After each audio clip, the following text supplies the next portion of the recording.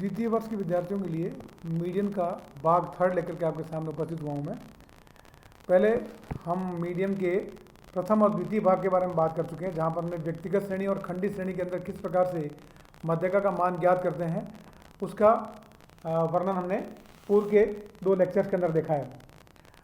Basically मध्यका, जैसा कि आप जानते हैं, किसी भी दी गई श्रेणी के अंदर मध्यका उसका मध्य मूल्य होता है। अगर किसी श्रेणी को हम अवरोही या आरोही क्रम के अंदर जमाएं या बढ़ते हुए या घटते हुए क्रम में जमाएं तो उसका जो मध्यमान होता है वो उसका मध्यका कहलाता है। मध्यका किसी भी श्रेणी को 2 बराबर भागों में विभाजित करती है। एक साइड में उसके नीचे के वैल्यू होते हैं, दूसरी साइड में उसके ऊंचे वैल्यू होते हैं, और मध्यका जो है वो बिल्कुल मध्य वैल्यू या it is the middle item in the any of array या सीरीज।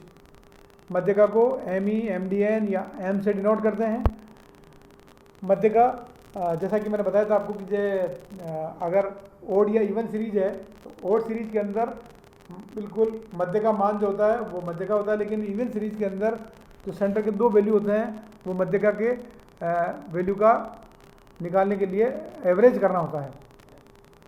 पहला उदाहरण हमने व्यक्तिगत श्रेणी का लेकर के दिया था, जिसमें हमने बताया कि जो व्यक्तिगत श्रेणी के अंदर अगर हमें जो भी श्रेणी दी गई है, जैसे कि इस पर्टिकुलर उदाहरण के अंदर दी गई है जिसमें 9 प्लांट्स हैं, उनकी हाइट के बारे में वर्णन किया गया है 67, 62, 70, 68, 62, 63, 64, 63, 66। तो इसमें मध्यका का मान ज्ञात करने के लिए इनको पहले बढ़ते हुए क्रम के अंदर जमाया जाता है और इनके पदों की संख्या को काउंट किया जाता है। जैसे इसके अंदर 9 पद है, 9 में 1 जोड़ने के अंदर 5th वैल्यू जो है वो उस श्रेणी की मध्यका आती है। तो और इस श्रेणी के अंदर जो 5th वैल्यू है वो 66 है, इसलिए मध्यका का मान व्यक्तिगत श्रेणी के अंदर यहाँ पर 66 है। अगर जैसा कि आपको बताया गया कि अगर श्रेणी के अंदर संख्या जो है वो सम है या इवन है तो वहाँ पर जो है फॉर्मूले के अंदर मध्यका के अंदर n plus item divided by 2 plus n plus 2 1 plus 1 divided by 2। तो यहाँ पर अगर किसी श्रेणी के अंदर मान लीजिए 10 से पद दे रखे हैं तो 10/2 plus 10/2 plus 1 means 5 plus 1 that is 5 plus 6 divided by 2। तो value of 5th data and 6th data इन दोनों को रख करके उसको 2 का भाग दिया जाता है तो मध्यका प्राप्त होता है। उदाहरण से समझाया जा चुका है, यहाँ पर भी उसी तरीके से उदाहरण दिया गया है यहाँ पर कि किस प्रकार से जैसे 10 प्लांट की यहाँ पर फ्लावर की संख्या दे रखी है तो उन्हें अवरोही क्रम के अंदर जमा गया है, बढ़ते हुए क्रम के अंदर जमाया गया है और इन टोटल वैल्यू जो है जो n है वो 10 है। तो 5th और 6th वैल्यू जो इसके अंदर आ रही है वो 11 और 12 है। तो 11 और 12 को जोड़ने पर 23 आते हैं और उसके अंदर 2 का भाग देने पर 11.5 उसके अंदर मध्यका आता है। तो ये इसी प्रकार से एक व्यक्तिगत श्रेणी का उदाहरण और दे रखा है। लेकिन अगर हमें खंडी श्रेणी के अंदर मध्यका का मान ज्ञात करना है तो वहाँ पर जो मध्यका का मान ज्ञात करने के लिए हमें क्यूमुलेटिव फ्रीक्वेंसी या जिसको हम कहते हैं संचय आवृत्ति का ज्ञान होना जरूरी है। और किसी भी श्रेणी के अंदर संचय आवृत्ति निकालने के लिए उसकी आवृत्ति को आगे से आगे बढ़ते क्रम में जोड़ते जाते हैं और जो फाइनल वैल्यू प्राप्त होती है वो उन सारी आवृत्ति की जोड़ होती है, दैट इज़ क्यूमुलेटिव फ्रीक्वेंसी कहलाती है। हम इस पर्टिकुलर उदाहरण के अंदर देखें हैं तो यहाँ पर जो फ्रीक्वेंसी दे रखी है 3, 4, 6, 3, 3 और इसकी क्यूमुलेटिव फ्रीक्वेंसी जो है वो 3, 7, 13, 16, 19 लास्ट के अंदर 19 दिखाई गई है जो टोटल फ्रीक्वेंसी की जोड़ है। और इसके अंदर मध्यका का मान ज्ञात करने के लिए n plus 1 divided by 2 cumulative frequency, तो 19 इसकी टोटल है।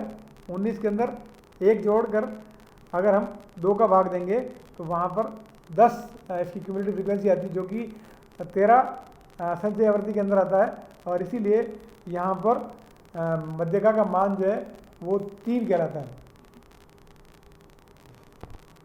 ये यहाँ पर खंडी श्रेणी है जिसके द्वारा हम इसका मान निकालते हैं, मध्यका का मान निकालते हैं। इसी का उदाहरण एक और दे रखा है खंडी श्रेणी का किस प्रकार से इसमें 80 जब क्यूमुलेटिव फ्रीक्वेंसी की जोड़ आ रही है और 80 के अंदर जोड़ने पर 40 और 41 जो वैल्यू है उन दोनों की फ्रीक्वेंसी का जोड़ जो आ रहा है और वो क्यूमुलेटिव फ्रीक्वेंसी जो है 45 वाले क्यूमुलेटिव फ्रीक्वेंसी के अंदर आ रहा है जिसका मध्यका का मान 122 है।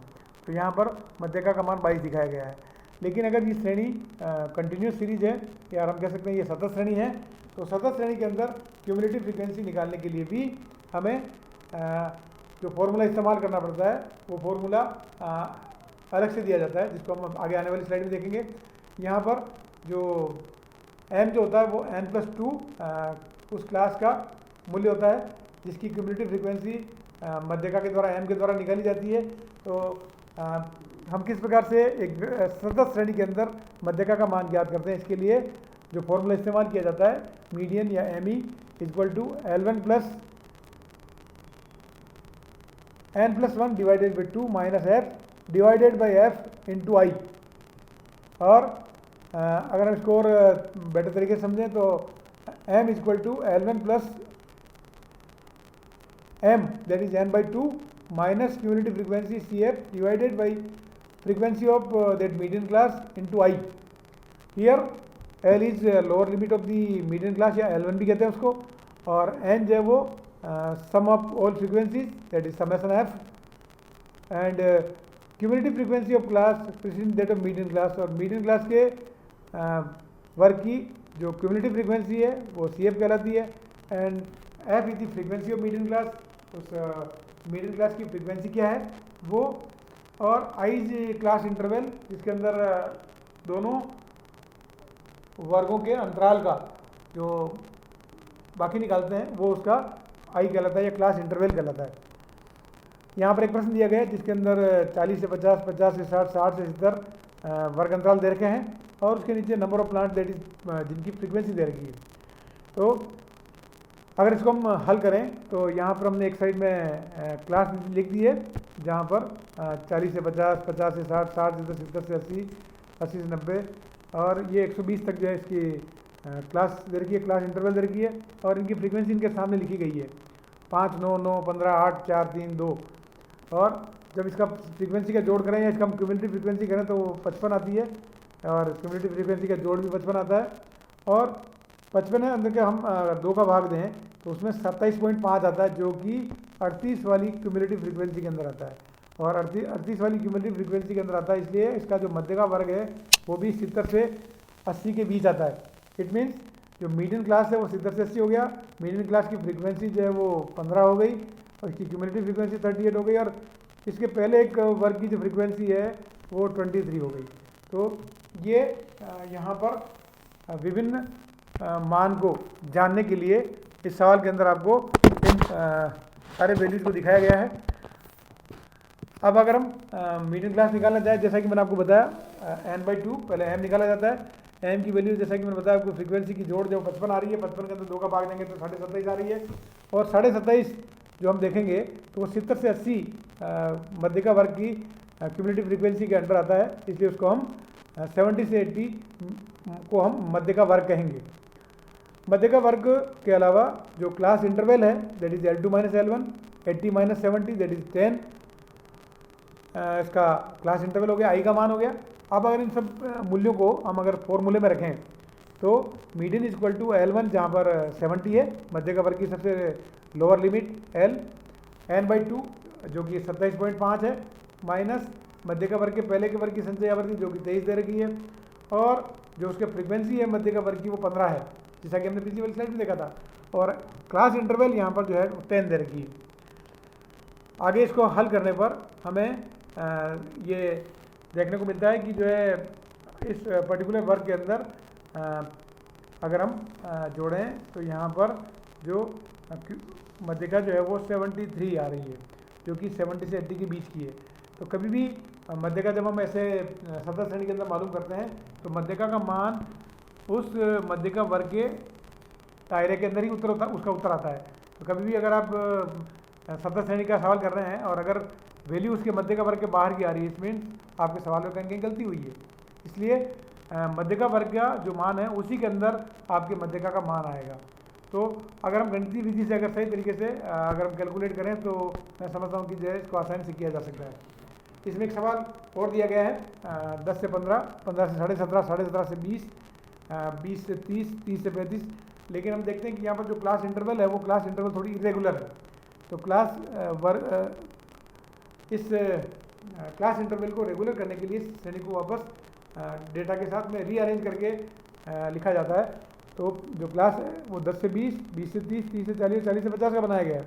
और इन फ्रीक्वेंसी को जोड़ दिया गया है, जहाँ से भी जो है टुकड़ों में यहाँ पर वर्ग अंतराल आ रहा है, तो उस वर्ग अंतराल को जोड़ा गया है। जैसे 10 से 20 के अंदर हमने तीनों इन वर्गों को इकट्ठा कर दिया है, तो यहाँ पर इन तीनों की फ्रीक्वेंसी को भी जोड़ना पड़ेगा, और इन तीनों की फ्रीक्वेंसी हम जोड़ते हैं तो 46 आती है। इसी प्रकार से 20 से 30 के अंदर 27 दर की है, तो 27 में नीचे लिखी है। अगर ये 30 से 40 की है तो दोनों फ्रीक्वेंसी आपस में जुड़ जाएगी, 30 और 58 हो गई है, और 40 के 50 के अंदर 40 आ रही है। तो सबसे पहले सारे वर्ग अंतराल को समान रूप से व्यवस्थित किया जाता है, और जब हम व्यवस्थित करते हैं तो ये वर्ग अंतराल जो है नियमित हो जाता है। अब ये श्रेणी माध्यिका का मान ज्ञात करने के लिए उपयुक्त होगी। माध्यिका के क्या क्या मेरिट्स हैं? It is calculated very easily and located exactly. It is not affected by abnormally large or small values which are present on either side. Its size cannot be changed much by adding few more items. Median can be used in quantitative measurements. So these all are the merits of median. और जो demerits हैं, median of two or more series cannot be calculated by using the median of the component series. It may not be represented in central data. It cannot be used where weightage is given to the some items, then it is unusable. This is all about the मध्यका, और मध्यका की जो 7 श्रेणी है उसके बारे में सारी जानकारी इसमें आपको प्रदान की गई है। धन्यवाद।